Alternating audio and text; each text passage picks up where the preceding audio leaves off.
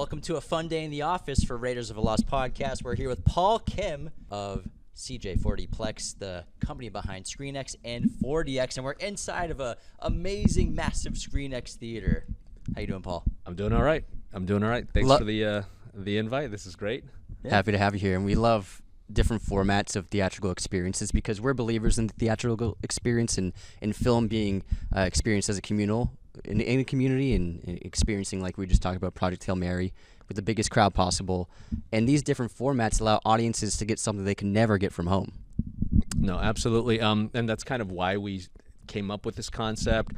The other concept that we have, the other premium format, is 4DX, right? All of that you can't really get at home, and it just helps to drive people out to theaters to see it in a movie where it's meant to be seen on the big screen. Yeah, I'm curious about the history of ScreenX and 4DX. You know, I remember being a kid, never hearing about it until like the 2010s, 2010s, and then it really got started. But now you just had your best year in 2025, 47% boom in growth and in earnings, I think, and it's just been building different theaters. You just had a partnership with AMC last week for your first theater with AMC in Burbank, you were telling us. Yep. So what's the history of 4DX and ScreenX? So 4DX goes all the way back to the early 2000s, and so we started this concept in Korea. So just to give you a little bit of background, our company is CJ. It's a conglomerate. It's a big conglomerate based out of Korea.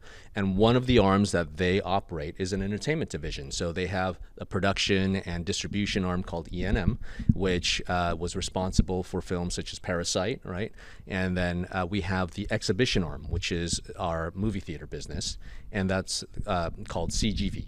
And so CGV, we don't really have any theaters here in North America, but outside of in Asia, it's one of the largest theater chains in the world. And so I was working in Korea at the time for CGV, and 4DX had already been established, and in Asia, and specifically in Korea, it was a well-known entity.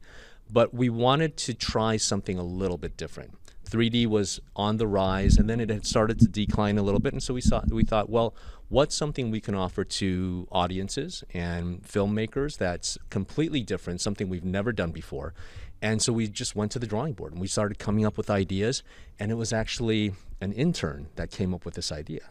And projection mapping at the time was huge, and so she thought, well, what if we project mapped onto the walls of the theater itself? And so multiple iterations and concepts, as you can imagine, different types of fabric, different types of projectors, and this is kind of the very short, condensed version of how ScreenX first came about. What's the collaboration like with the filmmakers? They choose their certain aspect ratios and lens formats when they make a movie.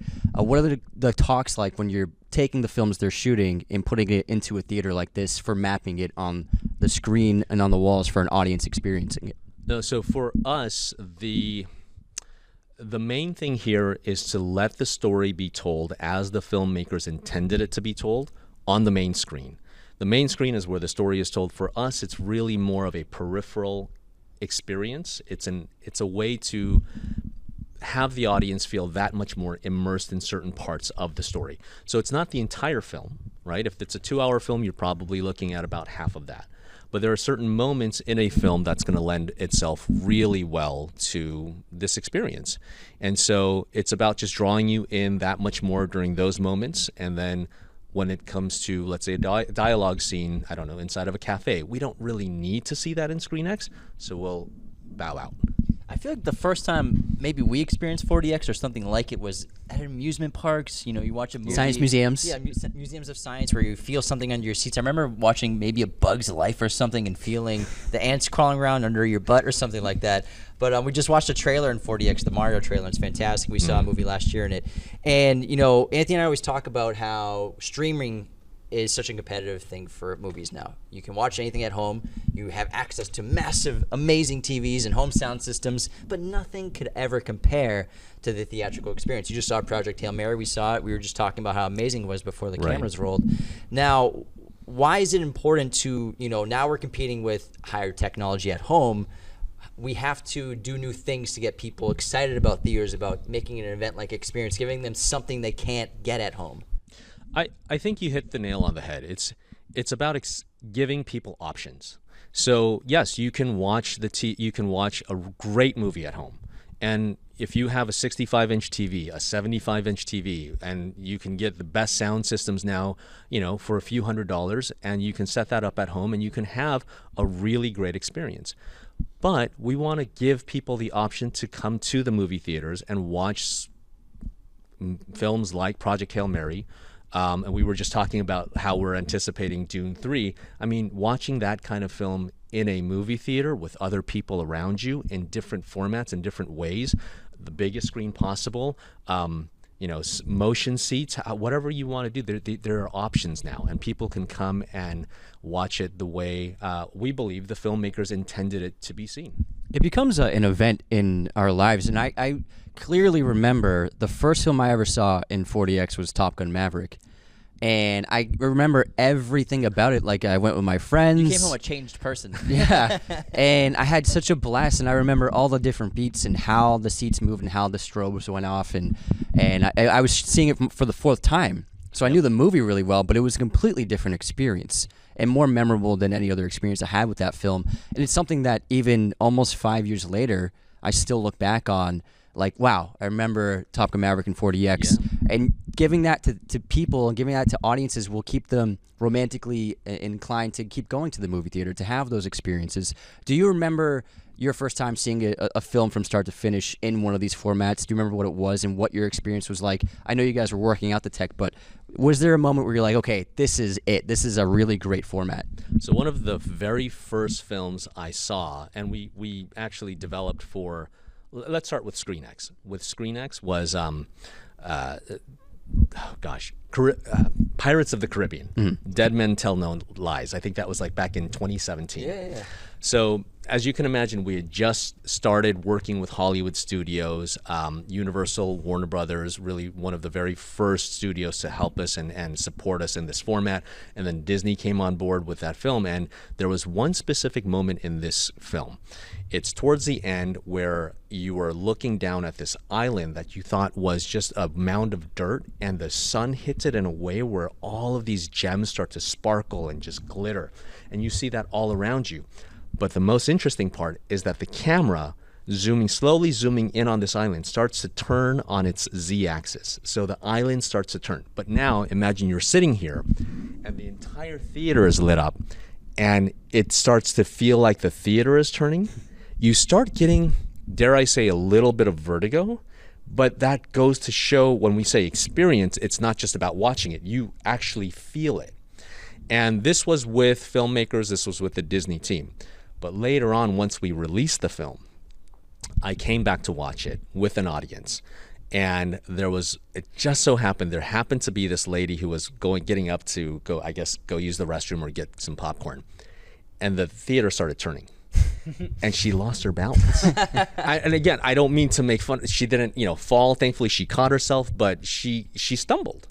And this is the type of experience when we say, you can have, whether it's 4DX, ScreenX, whatever it might be, any sort of kind of offering that you can't really do and give at home. What have been the really big hits for ScreenX and 4DX, and also what have been your favorite experiences? What movies watching in ScreenX? I will say Top Gun Maverick, one of just my favorite experiences to this day. Number one, it's such a great film. Oh my gosh! Yeah. Oh my God! I don't think I've ever fist pumped in a movie until I saw Top Gun Maverick. What a great film! And then you can imagine we converted all of the flying sequences for ScreenX, and 4DX, as you know, worked really well. An interesting story about Top Gun Maverick was because of the timing of COVID and how everything got delayed, we had the really fortunate opportunity to work with the director, Joe Kosinski, for both of our formats. And so he was watching it in ScreenX. He was sitting in the 4DX chairs watching, and just giving the most nuanced notes about every single shot. On the 4DX side, there's this one section where on the aircraft carrier, the characters, they start going up the lift, the elevators. And he said, hey, let's tweak that just a little bit like this and like that, and it'll make it feel more like you're there. And we did that, and sure enough, it's that little tiny nuance of I don't know the vibration, or because I wasn't there, but he knows, and he was able to translate that into are servo motors, right? And it gives that much more of a nuanced feeling to the audience. That's amazing. So he was taking his personal experience being on that ship and actually going up that lift and trying to relate it to an audience and giving them that same feeling he had on location. Absolutely. That's amazing. And it's an incredibly immersive experience. And obviously, Top Gun Maverick is a huge action movie, and as well as plenty of others.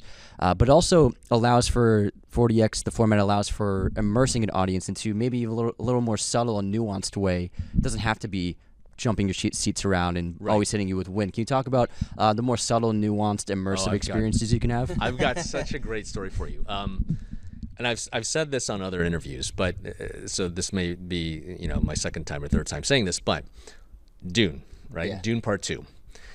There is a section in the film, and we had converted the film for 4DX. We've coded it. We're doing a QC, studio QC, and the director couldn't make it out, but his, I want to say maybe assistant editor came in his stead to give his thoughts and feedback. And so in that climactic scene when he's summoning that gigantic sandworm and he puts the thumper into the sand and it starts thumping. And as you can imagine, right, the thumper's on screen, so the chairs are going to vibrate in sync. And that's all we did. And so when the camera cuts away, it stops thumping.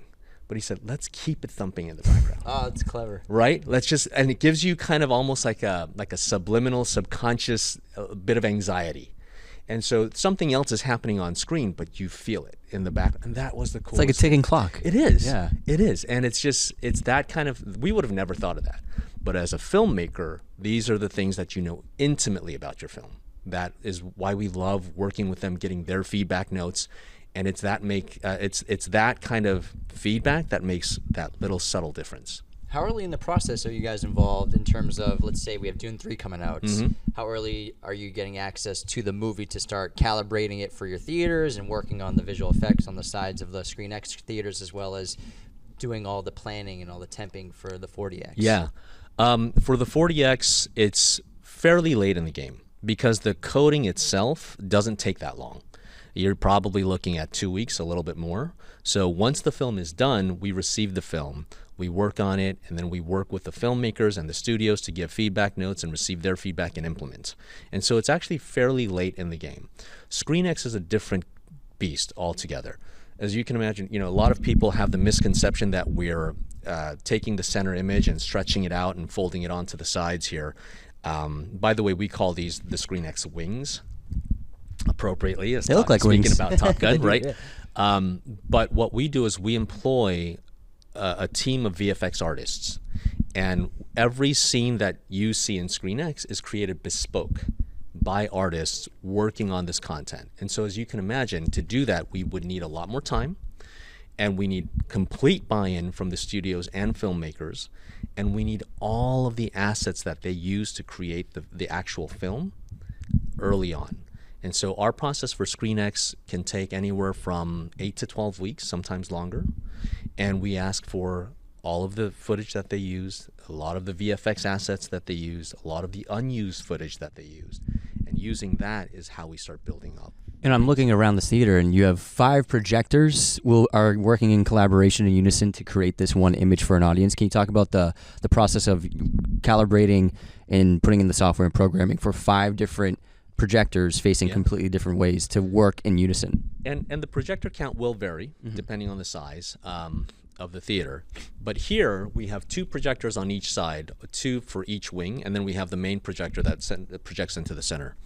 Our technology is fairly straightforward. It's a separate server that connects to the main server, and based off of the time code information, we'll know when to turn the wings on and when to turn them off.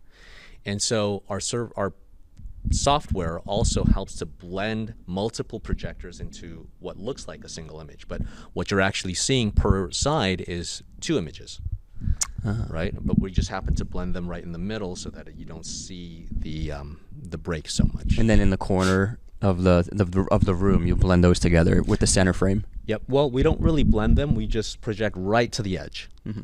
And there is a break. And again, for our technology, it's not the goal is not necessarily to be pixel for pixel perfect match to the center. It's you're not we always say, if you're watching a film in ScreenX and you look around, we're not doing our job. That means that you're now taking away from the main storytelling element, which is the center screen. And so it's more about just letting it pull you into the story a little bit more for that moment, and then, again, taking you out of it when it's not necessary. I just played a VR game yesterday, one of those mall ones, Yeah. like a shooter, the headset and everything. The third time I've done it, and I gotta say, after I took the headset off, like even when I was in the game, I was like stepping over cracks that don't exist, and I took it off, and I was like, my equilibrium was a little off, but in a fun way. And the immersion is just so astronomical. And when you sit in a ScreenX theater, you can sense that almost 360 peripheral vision of being fully immersed in a story. And honestly, it's such an invigorating experience to be in like a different world. And that's why we love movies, to be transported. 100%. And I can't think of a better way to get transported than to have two massive wings on your peripherals as well. It's just astounding. It's a simple concept if you think about it. Again, how do we immerse people more visually, storytelling wise, and then on the 4DX side, from a motion perspective wise, right? Like you said, it started with the amusement parks, and why do amusement parks do it? It's again to try and get you to feel like you're there. There was my first experience with the motion chairs was the Shrek ride at Universal Studios. I mean, it dates way back. I don't think it's even there anymore. But it's the same thing, right? It's just a screen with Shrek and Donkey and running around somewhere, but it's every single footstep, the horse taking or the donkey taking a hoofbeat. It translates into a vibration, a motion, and the only reason that's happening is because they want you to feel that much more like you're there. And why not do that with movies, right? And so that's where the 4DX concept came about. The biggest release so far this year is Project Hail Mary, biggest crowd pleaser in years. Can you talk 100%. about the experience of experiencing that on this format and the collaboration with Lord and Miller? Were they heavily involved in the format and tinkering with both of these to make sure the audience got exactly what they thought they needed as filmmakers and storytellers? I went to see it I haven't seen it in 4DX yet. I am going to, but I just saw it yesterday in ScreenX. And, without ruining the film, there are just these spectacular visual moments in this film. And you see it in ScreenX, and it just opens up, and then it goes away, and it's again, obviously I'm biased, obviously, but it was a bit of it was really emotional. That's not necessarily to do with our wings. That's the storytelling, but it just gives it that extra little bit of immersion to help you feel that much more in the moment. And to me, that made it all the worthwhile. To answer your question about filmmaker involvement, that's film by film. On this specific film, Lord and Miller were not directly involved until the very end when they came and saw it. It was really more to do with the studios, working with the head of post-production, working with the editors, and so they were really helping us to understand, hey, this was the vision for the film, this is what's happening, and then of course the filmmakers will sign off on it. I want to experience the 0G in 4DX. Oh man! Did you guys play Gravity in 4DX? We did. Yeah. So what was that like? Or Interstellar? We did. Yeah. And 0G is a fun one because obviously you can't recreate that. But whether it's 0G in space or underwater, it's about how nuanced can you get with the movement. If it's too in your face. And that's what I think a lot of people just kind of naturally think about with 4DX. It's how intense can it get, and it's going to shake me left and right. But also you're able to create these very subtle movements where you can almost you barely feel it. And that works really well for space and for water.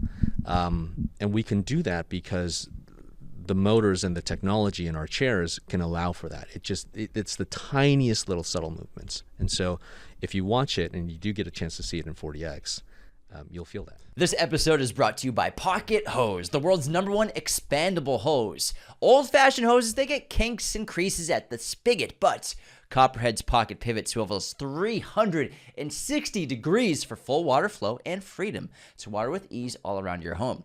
When you're all done, this rust-proof anti-burst hose shrinks back down to pocket size for effortless handling and tidy storage. The brand new pocket hose Copperhead with pocket pivot is a total game changer. I have both a front yard and a pretty long backyard, guys, and I also have like this alleyway. I got bushes everywhere. I got an olive tree in the front yard. I have cacti and plants all over. I have jasmine along my fence, and this pocket hose helps extend the long distances to get me in those areas that are pretty far away from the spigot because it stretches quite far. Plus, the pivot helps me with mobility and access around the edges of my house, and it's been kind of a game changer when it comes to watering all of my plants, all my flowers, all my bushes. For a limited time, our listeners can get a free pocket pivot and their 10-pattern sprayer with the purchase of any size Copperhead hose.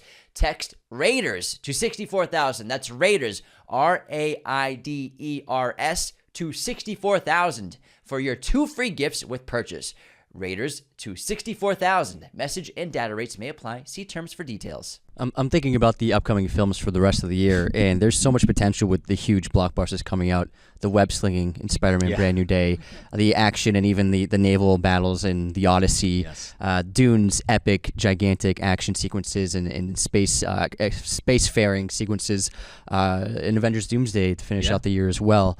What are you most excited for audiences to experience in these formats? I think you hit. I was just going to say every single one of those films. There's none left yet. Yeah. Took them all. I forget. We were just talking right before this podcast about how this year is such a great year for films, and I 100% agree. Quarter one was a little bit of a rough start, right? I think we can all admit to that and agree to that. And then Project Hail Mary I think is now kicking it off. We're going to have we just saw the trailer for Super Mario and 4DX. I can't wait for that film. That film is going to be amazing. Yeah, my kids are right around that age and they're clamoring for it already, and so I think that film's going to do amazing.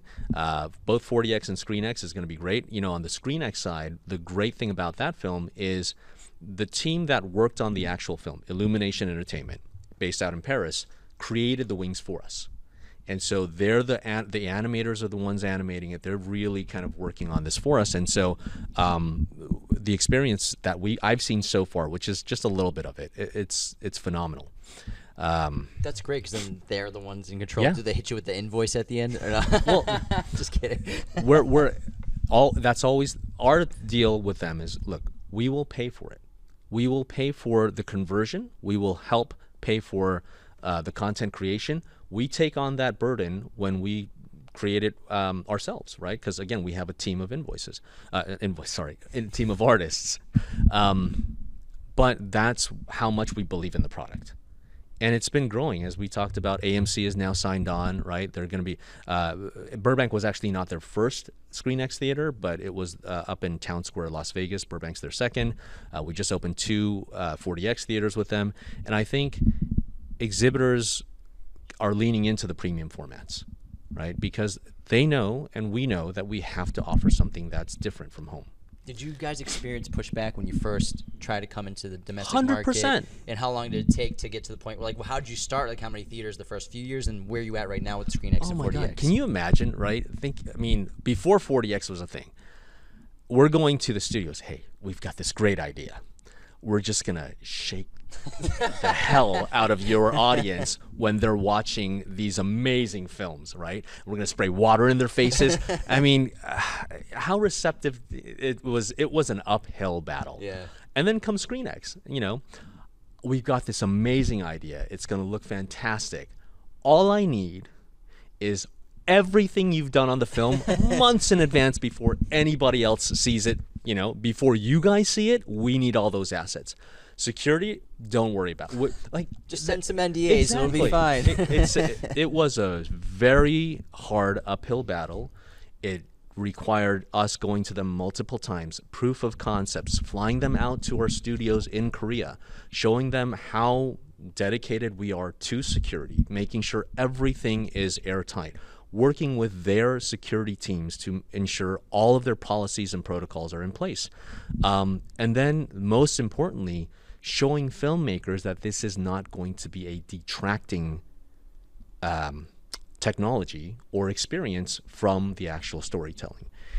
And, you know, is our job done? Of course not. We're still working with filmmakers, and we're still, and some filmmakers, they just will say, you know what, it's just not for my film. And that's okay. That's completely okay. How long does it take to build one of these theaters when you go to AMC now and starting expansion, and you're going to be building more screens and hopefully all year? When you go into like AMC Burbank, and they give you, they say, okay, this is the screen that we'll give you guys. What's the process, and how long does it take to refit that entire interior screen for your format? It varies by location, by exhibitor, right? Some places you have to pull permits, some places you don't have to. ScreenX is a bit of an easier uplift, just from a time and cost perspective. If you think about it, I mean, the theater's already here. We need to install our specialty fabric and our projectors and our server, and that's pretty much it. 4DX, now that's a different beast. You've got water, you've got electrical, you definitely have to pull permits. You need to structurally reinforce, because there's a lot of movement, especially in these movie theaters where you have multiple floors, and let's say 4DX is towards the top. I mean, it's going to cause vibration. So how do you reinforce that? And then engineering, planning. So from a timing perspective, I would say ScreenX, you know, maybe 2 to 3 weeks, maybe, and then 4DX probably 4 to 6 weeks, maybe a little longer. Yeah, That's still fast. I mean, we try, because every day the theater is down, they're not making money. So Is there anything, any kind of sensory experience that you've tried with 4DX that you were like, let's not use that one? An actual punch in the face. Internally, there's a lot of concepts, right? Uh-huh. There's a lot of things that we try to play around with. 4DX, as you may know, has sense. And there's a lot of different scents that we've played around with. And some of them are quite visceral. And we just say, you know what, maybe that's a little too strong, right? I don't remember which one it was, but it was almost like a rotten smell. I get it, right? I get it. There may be times when you want to use that, but we don't have to use it, you know? And I think that's one example. What else was there? I can't think of it off the top of my head right now, but sense always comes to mind as, all right, we're not going to do that, we're going to do that. So we try to stick with the more pleasant ones. I think the only one that maybe is a little kind of, I would say, not pleasant is burning rubber, which we do have for car chase scenes, and when, you know, we throw the fog out there once in a while, and so that's a nice little combination. And those are coming out of the back of the seat in front of you? Interesting. Yep. And then 4DX, do you do anything with the sound mix, or are you just enhancing it with the technology that you have in the theater? Yeah, so for both of our formats, we don't touch the sound. The sound, we're kind of sound agnostic. If it's 5.1, 7.1, Atmos, it's whatever's in the theater. We have had interest from specific directors who want, especially on the ScreenX sound, because ScreenX side, simply because you can imagine if you're seeing things in your peripheral, you would want to hear it too. So there are some directors who want to try and maybe play around with that these days, and so maybe in the near future. I mean, I think there's definitely a window to do something creative there, specifically for the format. Oh, I yeah. mean, the 360 immersive sound. I mean, we get something like that when you're in a Dolby theater for sure. Yes. So I think that'd be really interesting. Now, the technology with 4DX, the main things, we just watched the Super Mario trailer. Right. We have the fans for the wind. Yep. We have water, which is optional. You can turn the water Correct. off in case you're wearing a nice shirt. You don't want your water on it. It's just water. And then the shaking and the movements of the chairs. So, like, are those the bread and butter things that will happen to you in a theater? And then flashes? Yes, so we have strobe lights for flashes. We have air. We have the fans, right? We have water, not just from the backs of or I should say that spray your face, but if you look behind your seats, there's a little nozzle that sprays water up and lands on your head for rain. So that works. There's misters up on the battens where the fans also lie, and so you turn on the fans and the mist at the same time, and you get the storm effect, right? Which was very frequently used during Twisters. Right. So that works. Great. We have fog up in the front. Yeah, I saw the fog. I never. That's very cool. Yeah. So that's it's a specific formula, so it dissipates very quickly. Otherwise, you would just have an entire theater filled with fog, and that's not what you want. So We have that. What am I missing? You know, there's different vibrations. There's kicks in the chair. There's what we call the leg tickler right at the base of your foot, something that kind of goes back and forth. Works really well for horror sequences, as you can imagine, right? I'm sure I'm forgetting something, but there's about 20 some odd total effects. It was cool. We were before this. We were in the 4DX room in the theater, lights completely lit up, Right. and it was interesting. I've never been in such a brightly lit screen to see the entire infrastructure of all of these pieces and all of these mechanical devices, and it made me think. You never notice it. You never notice these things when you're in the actual 4DX screen. It's only because all the lights were on, Yep. and it revealed like when you're in a theme park ride and the lights maybe freezes and the lights turn on. You're like, Yes. oh, this is the ride. Can you talk about designing these rooms to making sure that the audience doesn't see anything that's going to affect them, to really make sure they focus only on the film? And it's exactly that. So, you know, we could have water pumps and water containers in the backs of the seat. We just don't want to do that. So most of the machinery is in a separate machine room. There's air compressors in there. There's water filters there. Again, the water that you're getting sprayed on your face is not just tap water. It's filtered water. We have battens that hang along the ceilings that house the fans, the strobe lights, the mist. Even the fog machine is tucked away underneath the speakers, underneath the screen. And all of that is for, as you mentioned, just help the audience just focus on the story. The story is everything, right? It's the storytelling that gets people back in the theaters. It's not necessarily just the fans. It's not the water. It's the story. And everything else on top of that is to help enhance the story. And that's all it is. What genre do you think is best to watch for both formats? I think 4DX action's probably the best, right? But I feel like you can do some good horror. Well, action is, I think, the default that everybody goes to, but horror works really well. Sci-fi is my favorite for both. Just, I don't know what it is, man. When you see whenever you say sci-fi, you think about just these grand landscapes, space, stars, planets, movement that you wouldn't normally feel, right? Whether it's 4DX or visually, just, again, turning the camera on the Z-axis, turning, 360 degrees. But I'm also a big sci-fi guy, so maybe that's what it is. Yeah, I would say sci-fi. Same. Have you guys ever, or would you ever, distribute re-releases of classic films? Because just sitting in this theater, I mean, I would love to watch a David Lean movie like Lawrence of Arabia in ScreenX and see his imagery just envelop me. Are there any plans or any talks to do things like that for re-releases? For 4DX, we're already doing that. One of our most successful re-releases in 4DX is the Harry Potter franchise. Nice. And then the Lord of the Rings franchise. Oh, yeah. Imagine like 3.5 hours in a 4DX. I gotta do that. It's a lot, but for people who love 4DX, that's the way they watch it. I think, what did we do? Back to the Future was huge in 4DX. That must be recently. the That was a lot of 40th fun. year, yeah. Yep. Jaws was another one that we did. That was great. ScreenX, we haven't done any re-releases yet, only because of the production challenges there. Needing the original assets to really you need the get the original technology. assets to help, right? That being said, we are in talks with studios right now for specific titles that maybe we can get access to. So it's not off our radar. We want to do it for ScreenX. It's just once we have to figure out the production challenge. Imagine the desert, Lawrence of Arabia. Oh, yeah. Like, imagine that. Yeah. Amazing. It's just stretching all the way around. It's great. Are there any movies you wish you could have experienced in 4DX or ScreenX? Just off the top of my head, like Saving Private Ryan in 4DX Oh would my be God. insane. Just the opening sequence. I never thought about that. That would be nuts. With all the blood splatter. Yeah. Oh man. I will just on a different point. I will answer your question, but on a different point.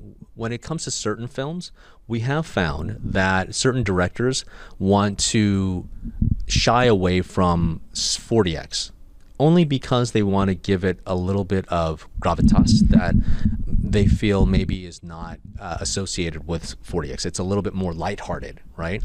But, and I should say that's how it was. But we're finding now that as filmmakers themselves are becoming more familiar with the technology and they sit in one, they can find out, they experience that it can be very nuanced. It doesn't always have to be so intense that they're now having second thoughts about it. So I just, when we think about a war film like Saving Private Ryan, maybe that initially is not the best film for 4DX, simply because you want to give it a bit of respect.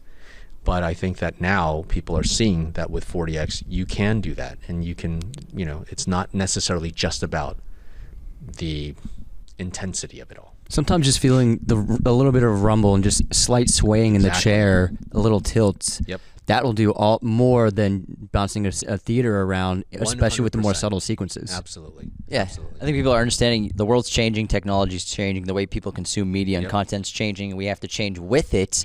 It's no longer just a flat screen to go watch in a theater. I mean, you have to give something people want. Oh, yeah. But back to my question. Yes. For both of y'all, Yes. what is a movie or movies you would like to experience in 4DX? Besides Saving Private Ryan. I think 2001: A Space Odyssey would be that'd be fantastic cool. because the ship movement and especially the floating in space, it would work well with what we were just saying with a more nuanced approach, because a lot of the movement in action sequences in that film are slow, on the slower end, and just to feel the zero G especially in the interior of the first plane, the pen floating around. Yeah. The finale of him going through space and time it would be wild. a wild experience. I would love to do 2001 in 4DX.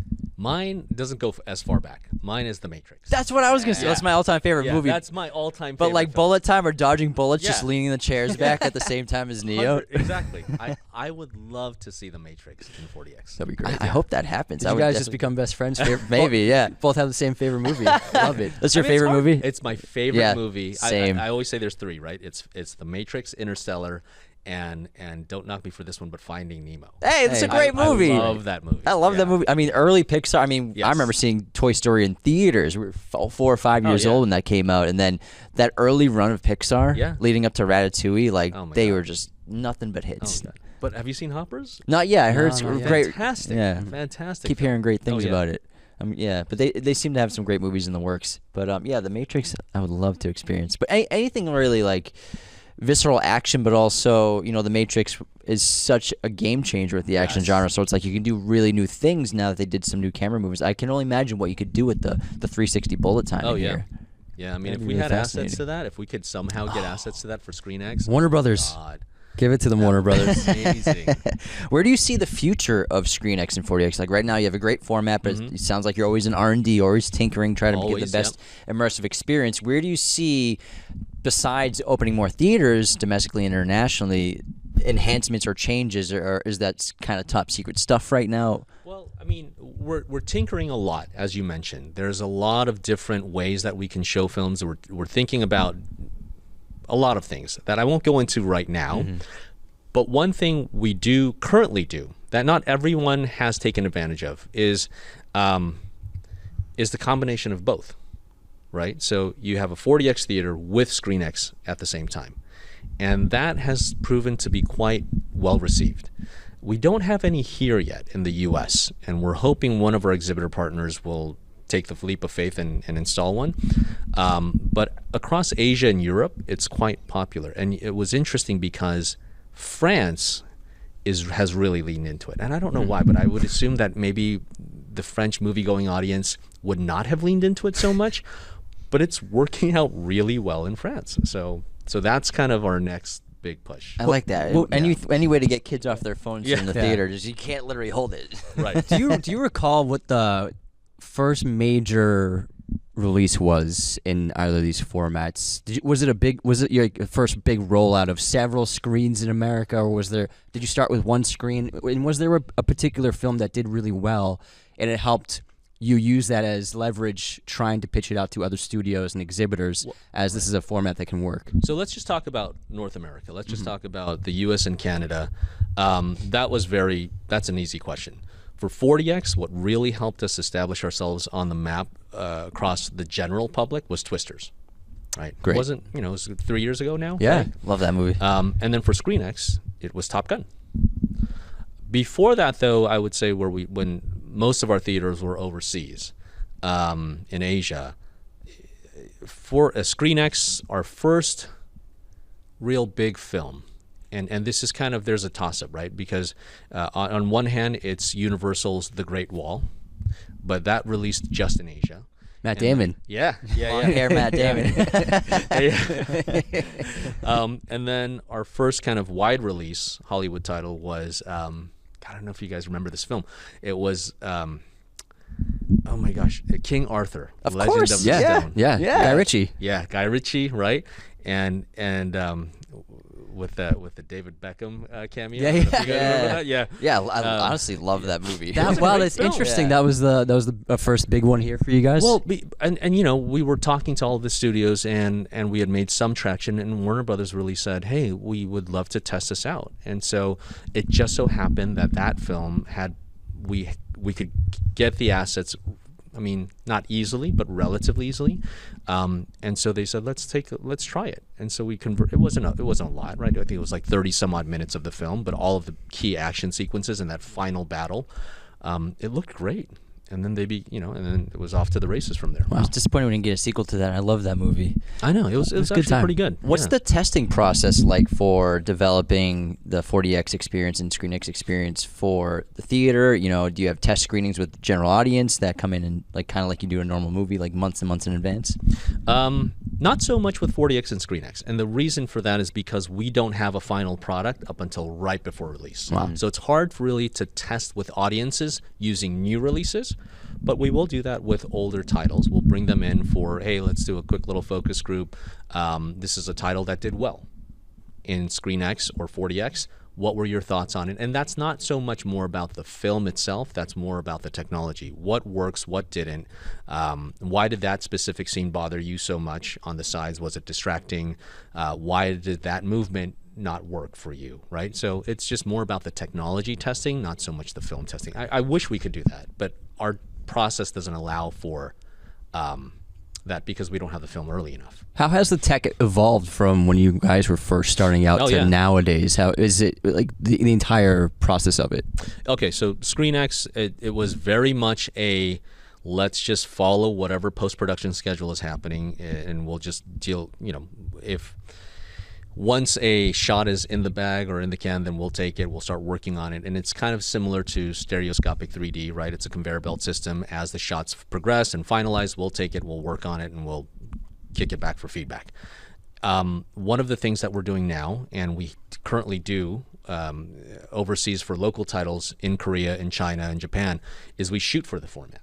So specific cameras that are supplementary to the main cameras that capture it wide, and now we don't have to rely solely so much on post-production.